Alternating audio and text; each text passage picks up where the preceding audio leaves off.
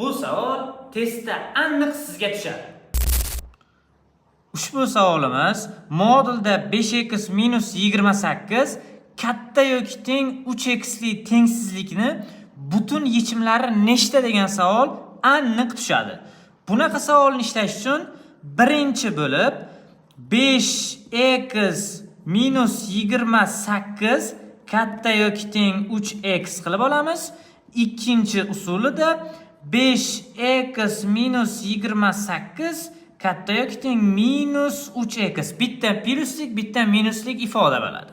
Va bu yerda 5x 3x ni narigi tarafga o'tkazamiz.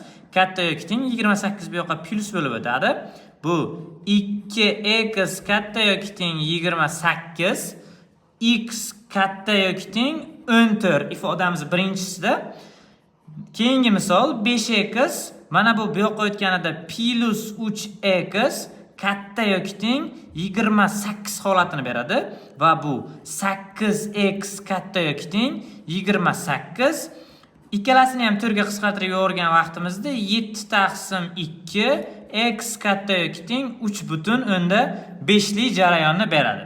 Bu jarayon endi bizga mana bu noqat'iy tushunchada 3,5 va 14 oraliqqa kiruvchi butun yechimlari nechta degan ifodani qilishimiz kerak va bunda 4, 5, 6 va hokazo 14 gacha bo'lgan sonlar bizda 11 tani tashkil etadi.